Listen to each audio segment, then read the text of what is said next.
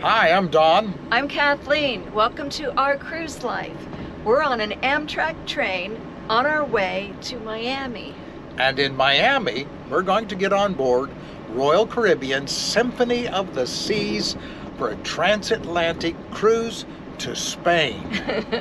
Are you ready for this? I am. Let's do this.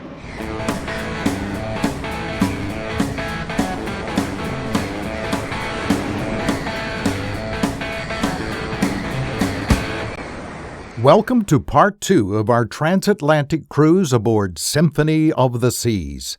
If you've not seen part 1, you might want to stop right here and view it first. Still here? Then let's go. When we were considering a transatlantic cruise, our main concern was the 9 days at sea. Maybe you're thinking that too. Perhaps your concern is the cost, or what to do when you get there, or how to get home. So let's unpack all of that. First, why a transatlantic cruise? Inquiring minds want to know, right? Well, let's look at the pros and cons. Ours was a 12-night cruise from Miami to Barcelona with additional ports of call in Malaga and Valencia. Later in this video, we will share our experiences in those Spanish cities. Trains, planes, and automobiles. We did it all. We drove from our home in Ocala, Florida, to the Amtrak station in Winter Park, Florida. We rode the train from Miami to board the ship. And after the cruise, we flew from Barcelona through Lisbon, then back to Miami and a train ride home again. We did it that way for a couple of reasons. First, we didn't want to drive all the way to Miami, and we didn't want to leave our car parked in Miami for 2 weeks. Plus, we just wanted to experience the train. The Amtrak fares were just a little more than the cost of gasoline, so we rode the train. It's not for everyone, and it does take longer, but we certainly enjoyed it. On the way to our cruise, we stayed in what Amtrak calls a roomette. This is the equivalent of traveling first class. Meals, snacks, and beverages were included, and a steward was at our beck and call. On the way home, we rode in coach. Even in coach, there is much more legroom than a plane, plus you get to get up and walk around. You can't do that on a plane or in the car. If you are not in a hurry, a train ride might be a fun alternative for you. So trains, planes, and automobiles aside, here are the pros and cons we experienced. Let's begin with the pro. We wanted to cruise to Europe, but we were on a tight budget. Transatlantic cruises are very reasonably priced. The cruise lines need to reposition their ships from the Americas to Europe in the spring and then back in the fall.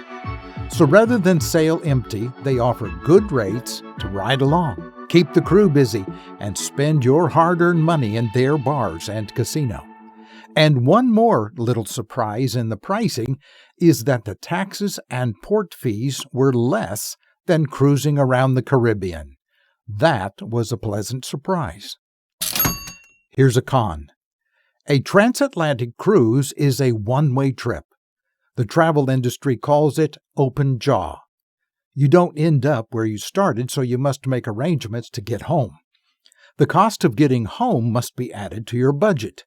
We were able to book very reasonable flights on TAP Portugal Airlines.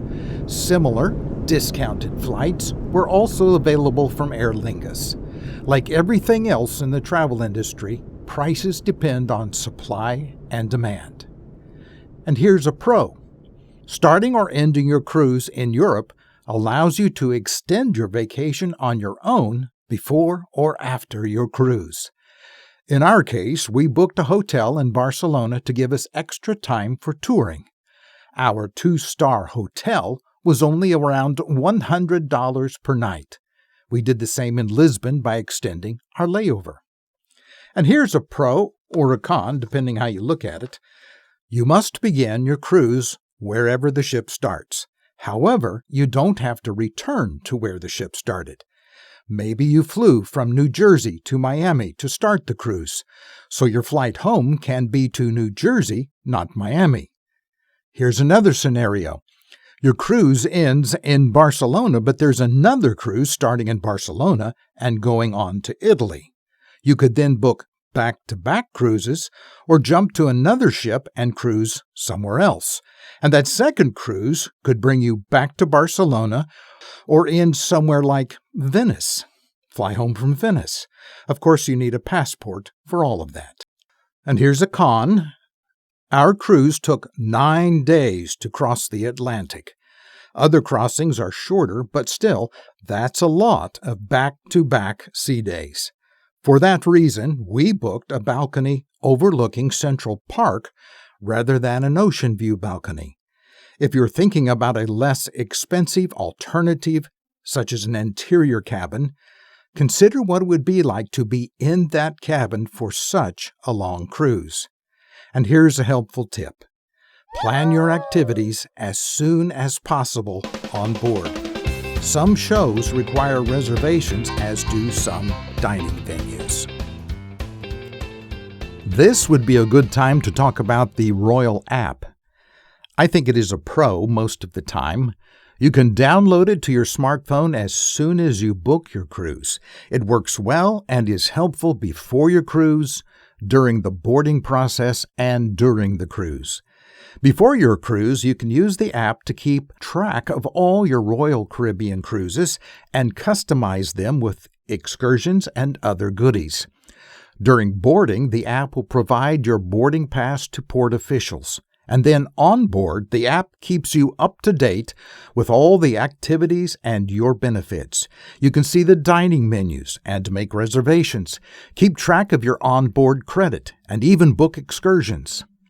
A recent change to the app provides a chat mode with other invited passengers for free, even if you don't have the Wi-Fi package. And if you have a problem, there is a help desk right on the Royal Promenade. Hi, we're going to interrupt our video here for just a moment to ask a big favor. Please subscribe and hit the notification bell. Thank you. All right, back to the video. Wow, look at that. Today is day 4 of our cruise, and we are on the walking track. It's about 9:30 in the morning. Let's walk. Fortunately, there are products available to curb your discomfort, and they do sell them on board. Also, the Oasis class ships are very large and have effective motion stabilizers, so the rolling of the ocean has a minimal effect. Nevertheless, our friends did experience discomfort, so be prepared. It also helps to book a cabin that is low and central on the ship. And one final thing about sickness. Be aware that COVID and norovirus are still out there. Even if testing and vaccinations are no longer required, go the extra mile to stay healthy, and don't eat and drink foolishly. Okay, one more pro. Cruises that allow us to experience new cultures are priceless. Someone once wrote, "Travel is the only expense that makes us richer." I believe that to be true. Before this cruise, I knew nothing about Antoni Gaudí or the impact of the Moor civilization or the Spanish Civil War. I truly believe that travel broadens our perspective on the world as well as life. Now, let's talk about our port of calls. We had 3, including our final destination in Barcelona. In each city, Royal Caribbean provided optional excursions. We booked cultural tours in all 3 ports and enjoyed them all.